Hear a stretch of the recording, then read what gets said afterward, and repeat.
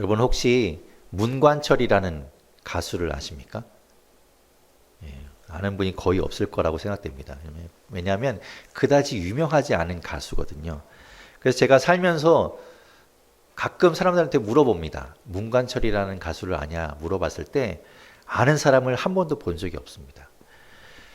하지만 누군지는 모르긴 할 텐데 아마 그의 노래 몇 가지는 들어본 적이 있을 겁니다. 그 가수가 부른 노래가 아니라 다른 사람이 부른 목소리로 말이죠. 어떤 사람은 그를 비운의 가수라고도 이야기합니다. 비처럼 음악처럼, 그대와 영원히 이런 유명한 곡들을 그가 부를 뻔했지만 다른 가수가 먼저 부르게 되었고 나중에야 자신의 앨범에 그것을 리메이크해서 수록하게 됩니다.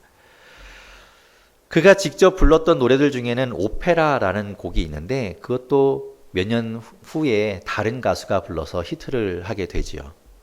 그렇게 별로 주목받지 못하던 가수, 그래서 사람들의 기억에 있지 않은 가수가 바로 문관철이라는 가수입니다. 이렇게 이야기하면 제가 어떤 숨겨진 가수들을 잘 찾아서 듣는 매니아 같은 느낌이 들지만 사실 그렇지는 않습니다. 그런데 제가 어떻게 이 가수를 알고 있고 또 그의 노래를 듣게 되었는가? 어떤 계기가 있었기 때문이죠. 1987년 그때 저는 중학교 3학년이었습니다. 나이가 이제 계산이 되죠? 중학교 3학년 때 그때 1987년에 어떤 일이 있었는가 하면 제 기억에도 몇 가지 사건들이 굵직굵직하게 남아 있습니다. 몇 해 전에 영화로도 제작되었던 6월 항쟁을 빼놓을 수 없지요. 시위로 멈춰선 버스 안에서 눈과 코와 또 입을 막고 그 최루가스를 맡으면서 버스가 움직이기를 기다리던 그 시간들도 기억이 남고 또 학교에서 창밖을 바라보면 시위하는 그 모습들이 보이던 그 날들도 기억이 납니다. 그런 날들이 늘상 있었기 때문에 그것이 낯설지 않은 그런 날들의 연속이었죠. 하지만 저는 우리나라에서 어떤 일이 일어나는지에 대해서는 잘 몰랐습니다. 그저 이제 고등학교에 진학하기 위해서 연합고사를 준비하고 있는 그냥 그렇게 고등학교 입시를 앞둔 평범한 중학생이었기 때문이죠. 그렇다고 해서 제가 계속 공부만 했던 것은 아닙니다.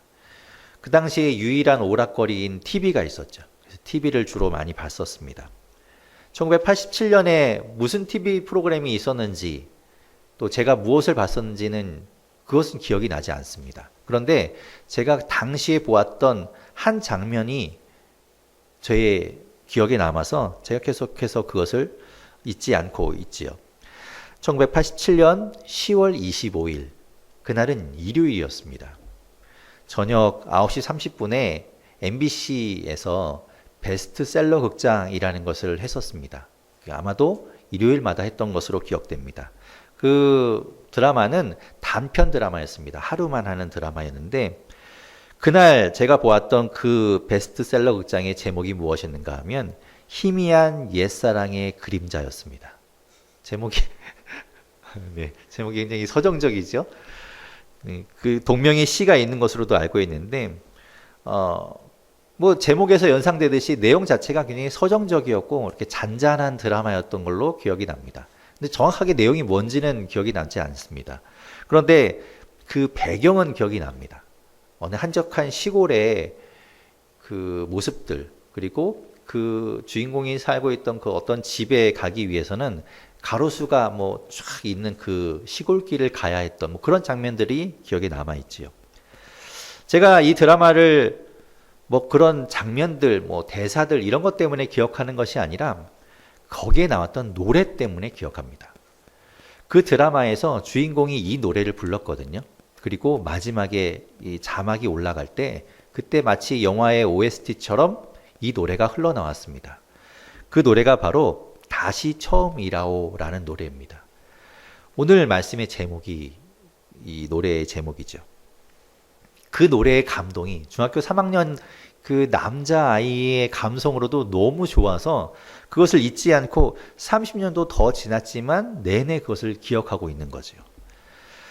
하지만 말씀드렸듯이 그 가수가 유명하지 않았기 때문에 그 뒤로 그 노래를 어느 매체에서는 들어본 적이 없습니다.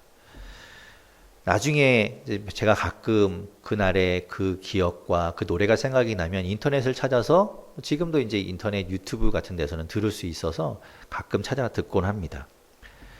제가 왜 이 노래의 이야기를 하냐면, 오늘 본문의 말씀을 묵상하는 가운데 이 노래가 떠올랐기 때문입니다.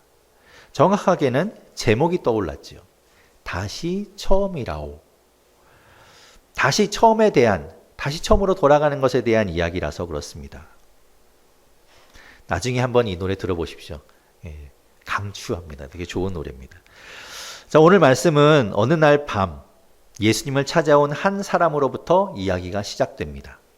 오늘 본문 1절과 2절을 같이 읽어보겠습니다. 1절, 2절 읽어보겠습니다. 시작. 그런데 바리새인 중에 니고데모라 하는 사람이 있으니 유대인의 지도자라.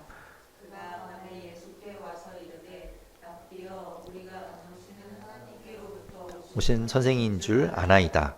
하나님이 함께 하시지 아니하시면 당신이 행하시는 이 표적을 아무도 할 수 없음이니이다.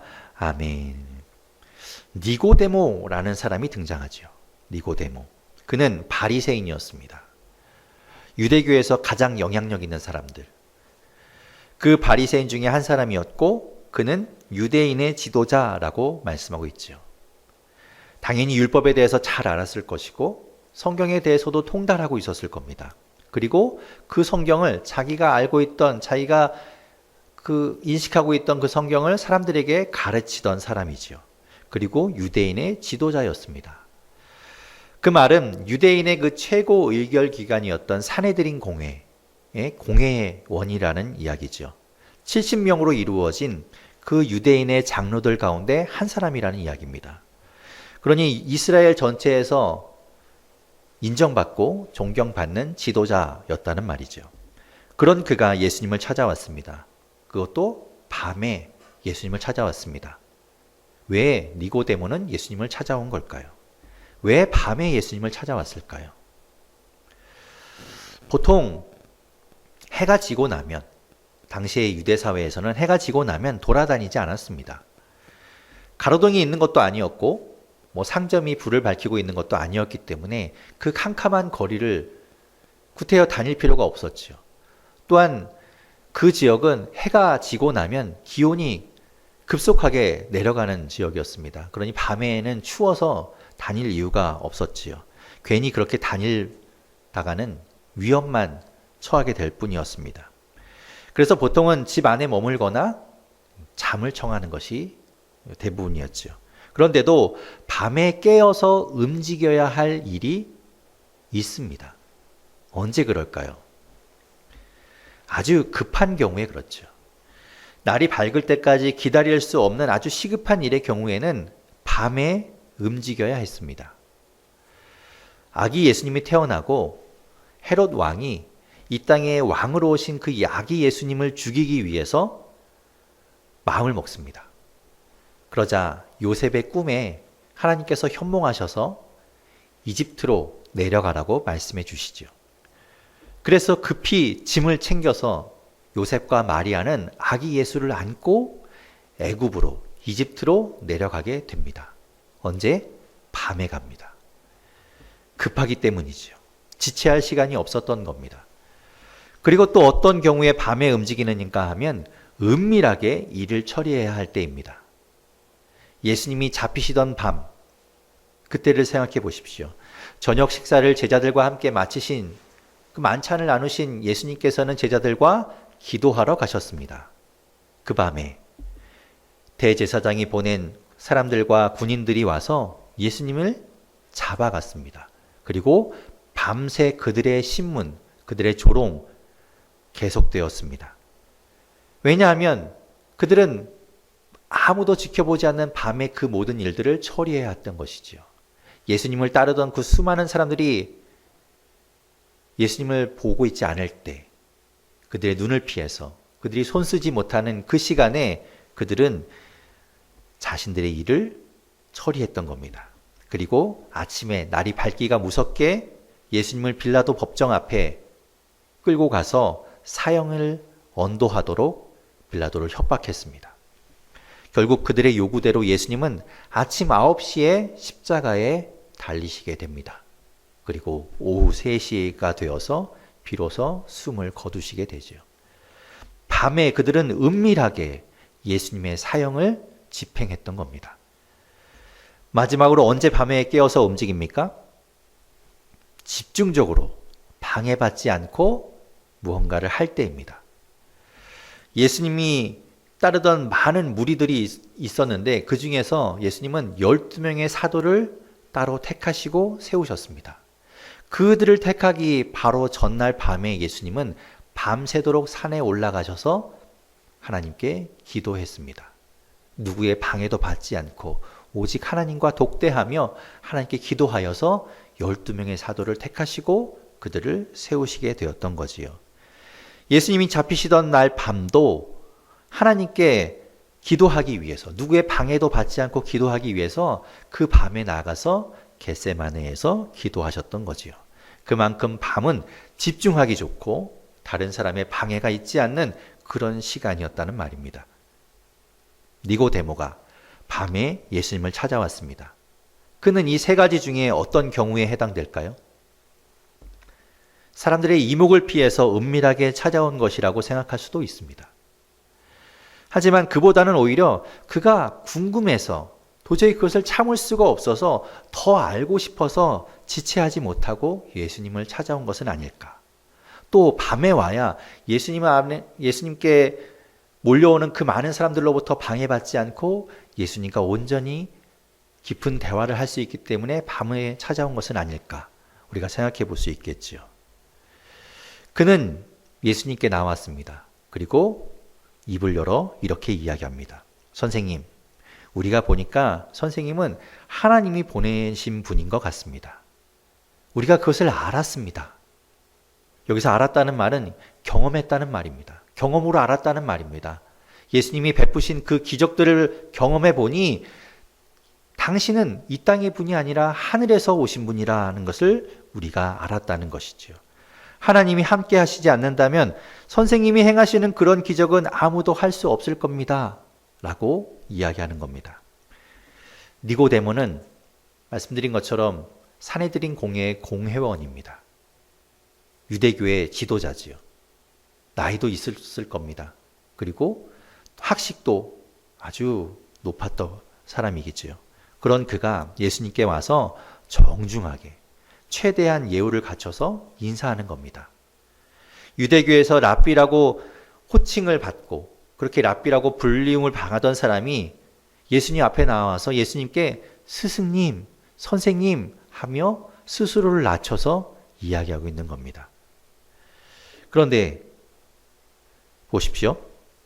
이 바리새인이고 산헤드린 공회원이고 유대교의 지도자고 그런 아주 덕망 있던 그 사람이, 존경받던 그 사람이 예수님께 나와서 선생님, 스승님하고 이야기하면서 예수님을 높일 때 예수님이 그에 대해서 칭찬하고 그를 또 인사로 맞아주고 그렇게 한 것이 아니라 예수님은 단도직입적으로 다른 이야기를 하십니다.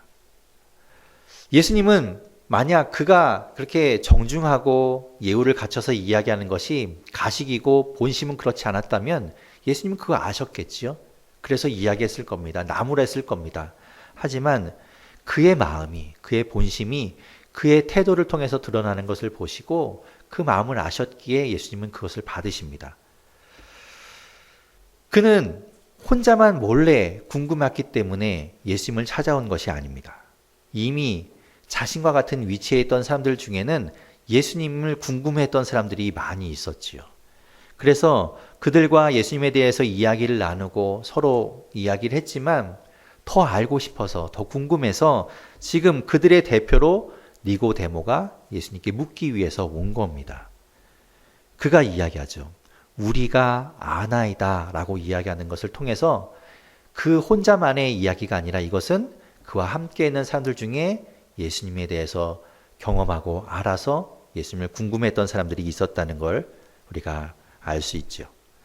니고데모가 예수님 앞에 와서 이렇게 정중하게 예우를 갖춰서 인사를 했을 때 예수님이 그에게 인사로서 대답한 것이 아니라 예수님은 전혀 다른 이야기를 하고 계십니다.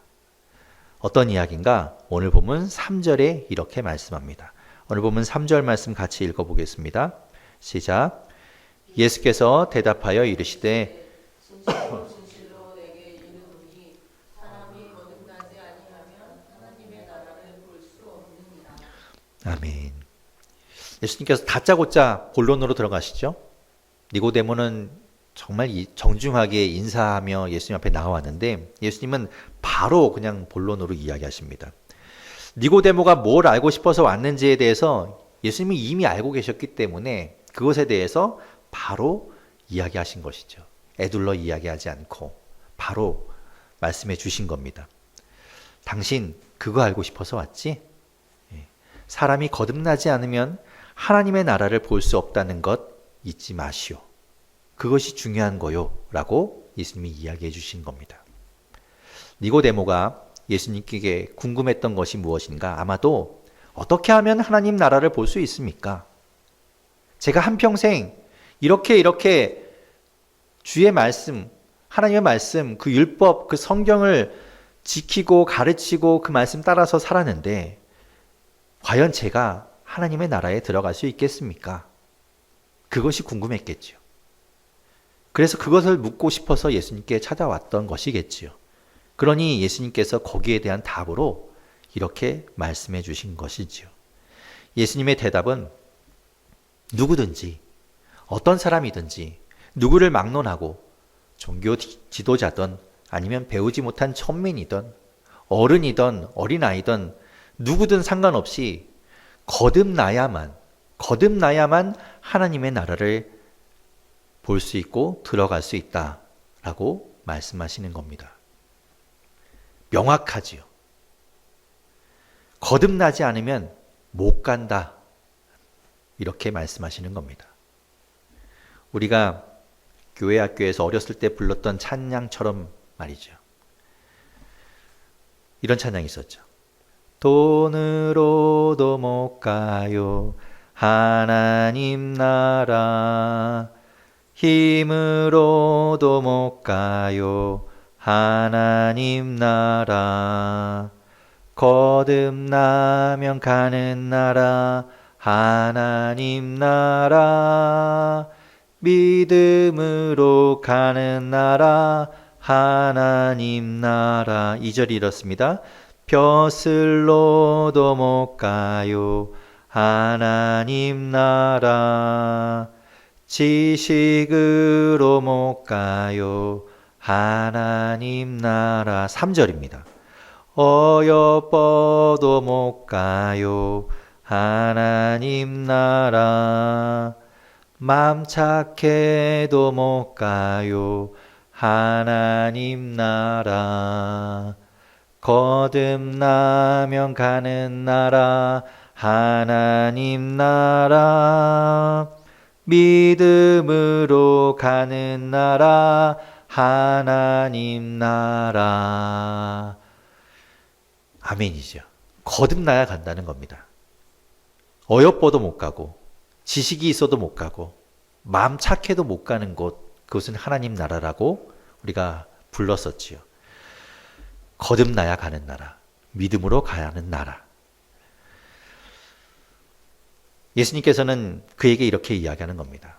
당신은 지금까지 율법을 잘 알았고 그것을 잘 지키려고 했고 평생 바르게 살아왔고 그렇게 사람들에게 가르쳐 왔지만 거듭나지 않으면 다 소용없는 거라는 거죠. 미안하지만 지금까지 당신은 적어도 하나님 나라의 관점에서 보면 인생 헛산 거라는 겁니다. 굉장히 충격적인 이야기죠. 그렇게 자기는 평생 그 신념을 가지고 살아왔는데 당신 헛살았다라고 이야기하는 겁니다. 니고데모도 이 말을 듣고 충격을 받았을 겁니다. 당황했을 겁니다. 그래서 아마 이 말씀을 따지듯이 예수님께 말했을 겁니다. 4절 말씀에 그가 이렇게 이야기합니다. 4절 말씀 같이 읽어보겠습니다. 시작. 니고데모가 이르되 사람이 늙으면 어떻게 날 수 있사옵나이까? 두 번째, 모태에 들어갔다가 날 수 있사옵나이까? 지금 무슨 얘기를 하는 겁니까? 아니, 이미 태어나서 이만큼 살았는데 헛살았다고요? 그럼 어떻게 다시 거듭나야 한다는 겁니까? 예수님께 되묻는 것이죠. 어쩌면 니고데모는 아마 흥분해서 얼굴이 달아올랐고 씩씩대며 이야기했을지도 모릅니다. 내가 그렇게 정중하게 대했는데 이 사람이 말이면 단주하나? 이렇게 생각했을 거겠지요. 거듭난다. 이 말이 대단히 중요한 말입니다. 거듭이라는 이 단어, 헬라어로 아노덴이라는 이 단어는 몇 가지 뜻이 있습니다. 이런 뜻이 있습니다. 다시, 새롭게 라는 뜻을 가진 단어입니다. 지금까지 있었던 것, 지금까지 한 것, 그런 것들을 없었던 것으로, 없던 것으로 치고 새롭게 시작하는 것, 새롭게 다시 시작하는 것, 그것을 말하죠. 다시, 새롭게. 또 어떤 뜻이 있는가 하면 처음부터 라는 뜻을 가지고 있습니다. 그러니까 다시 이제 새롭게 시작하는데 이제까지 했던 것들은 무효로 하고 자, 지금부터 다시 이런 말이 아니라 처음으로 되돌아가는 겁니다. 처음으로 되돌아가서 출발점에서부터 다시 시작하는 것.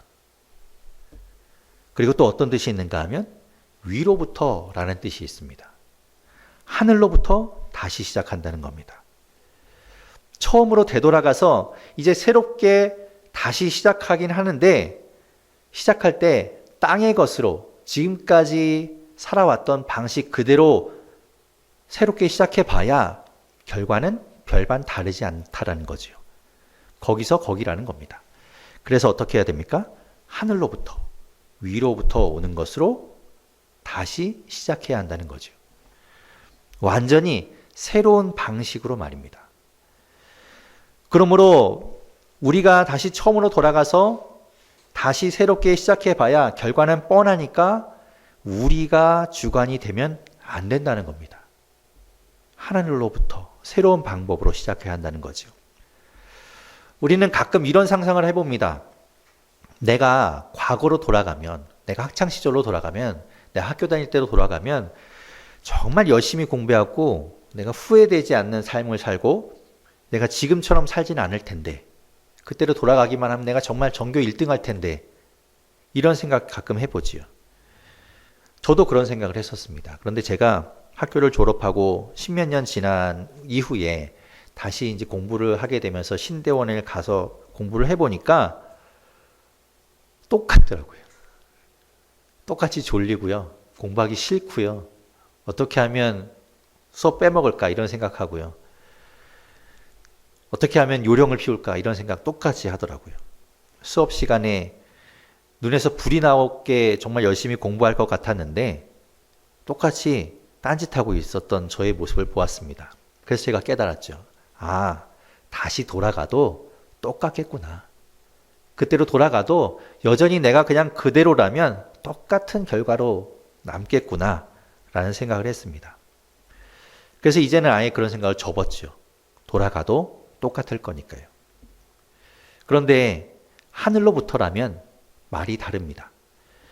그래서인지 여기서 거듭난다라는 말은 수동태로 사용되고 있습니다. 내가 거듭나는 것이 아니라 거듭남을 당해야 된다는 거죠. 거듭나져야 된다는 겁니다. 정확한 의미로 그러면 해석하면 이런 거죠. 내 방법이 아닌 하늘로부터 다시 새롭게 되어져야지만, 그렇게 다시 새롭게 출발해야지만 하나님의 나라를 볼 수 있다. 이런 말입니다. 그것을 예수님께서는 이렇게 말씀하십니다. 오늘 본문 5절에서부터 8절에 예수님께서 이렇게 말씀하고 계십니다. 같이 5절부터 8절 말씀 읽겠습니다. 시작. 예수께서 대답하시되 진실로 진실로 내게 이르노니 사람이 물과 성경으로 나지 아니하면 하나님의 나라에 들어갈 수 없느니라. 육으로 난 것은 625 영으로 난 것은 영이니 내가 내게 거듭나야 하겠다 하는 말을 놀랍게 여기지 말라.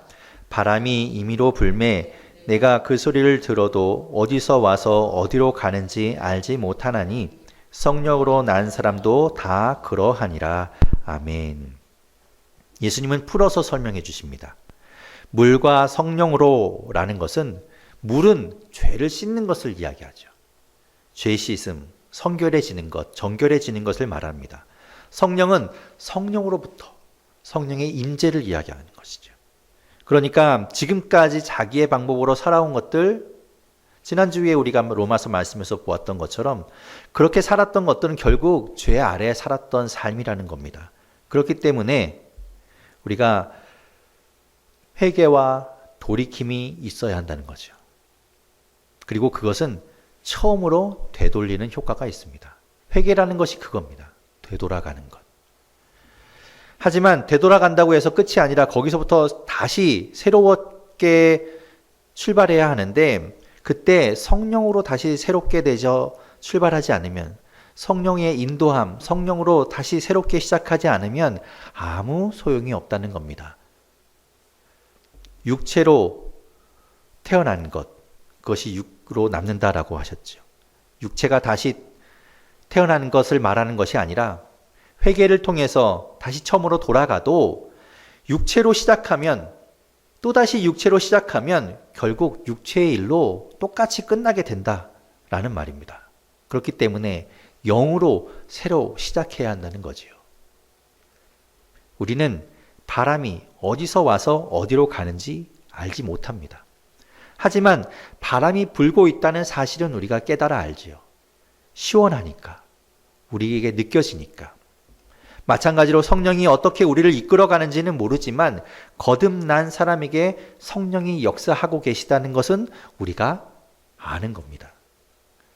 중요한 것은 바람이 불고 있다는 것이고 성령으로 거듭난 사람이 그 안에 성령이 역사하시고 계시다는 것, 그를 성령께서 인도하고 계시다는 것, 그것이 중요한 것입니다.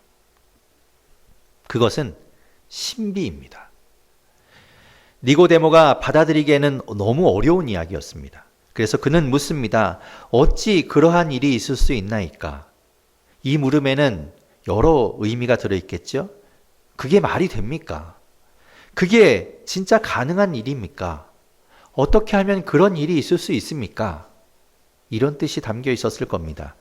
예수님은 그에게 이렇게 대답하십니다.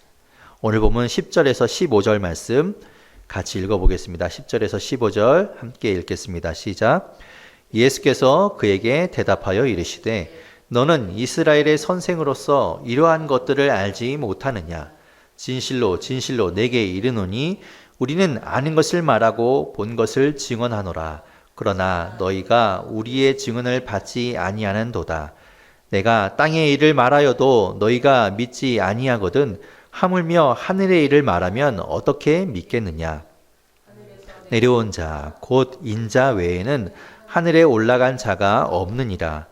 모세가 광야에서 뱀을 든 것 같이 인자도 들려야 하리니 이는 그를 믿는 자마다 영생을 얻게 하려 하심이니라. 아멘. 예수님께서 이야기하시죠. 성경을 그렇게 잘 알고 있으면서도 그걸 이해를 못하는구나. 지금 내가 이야기하는 것은 허황된 궤변이 아니다. 성령의 사람들이 그것을 경험했고 그것을 그들은 증언하고 있다. 하지만 너희는 그것을 받아들이지 않는구나. 라고 예수님께서 말씀하시는 겁니다. 하늘로부터 내려온 내가 그것을 안다. 하늘의 원리, 그 신비를 내가 알고 있다. 다른 사람들은 모르지만 내가 알고 있고 그것을 내가 너희에게 전하고 있다. 라고 예수님께서 말씀하시는 겁니다. 그러면서 예수님은 민수기 21장의 사건을 예로 들고 계시지요. 이스라엘 백성들이 광야에서 하나님께 불순종하였습니다. 그래서 하나님의 심판으로 불뱀이 내려오게 되고 그 불뱀을 통해서 심판받아 죽음에 처해지게 됩니다. 그 사망 가운데 있을 때 모세가 하나님께 간구하였고 하나님은 그들을 구원하기 위해서 놋뱀을 만들어 장대 위에 다르라고 말씀하셨습니다. 그 놋뱀을 바라보는 자마다 누구든 살게 될 거다라고 하나님께서는 말씀해 주셨지요. 그 사건을 예수님께서는 언급하고 계십니다.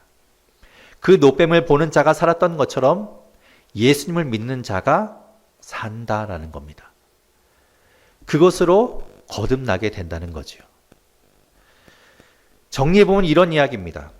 우리가 회개하고 예수 그리스도를 믿고 뉘우치고 다시 우리가 처음으로 돌아가도 여전히 내 방법을 고집하고 내 방법과 내 생각과 내가 살아가온 방식대로 그대로 이렇게 살아가면 아무 소용이 없다는 겁니다. 돌아가서 새롭게 시작하는데 이제는 내 방법이 아니라 내 생각이 아니라 내 고집이 아니라 하나님의 방법으로 하늘부터 오는 그 성령에 의해서 내가 살아가야 한다는 거지요. 그것이 성화입니다. 그렇게 살아가는 것. 내 방법이 아니라 성령에 의해서, 내 고집이 아니라 하나님에 의해서 살아가는 것. 그것이 성화고 그렇게 살아가야 된다라고 말씀하고 있는 겁니다. 어떻게 그게 가능하고 어떻게 그렇게 될 수 있는가? 노뱀을 바라보듯이 예수 그리스도를 믿으면 그것이 시작이 된다는 겁니다. 우리는 예수 그리스도를 믿고 회개함으로 다시 처음으로 돌아갔습니다. 다시 처음으로 돌아가서 그곳에서부터 또다시 내 방법으로 시작해서 그 방법으로 살아가는 것이 아니라 하나님의 방법으로 성령에 의해서 새롭게 살아가는, 그래서 주님이 원하시는 삶을 살아가는 우리 모두가 될 수 있기를 바랍니다. 사순절에 이 말씀 붙들고 살아갈 수 있기를 바랍니다.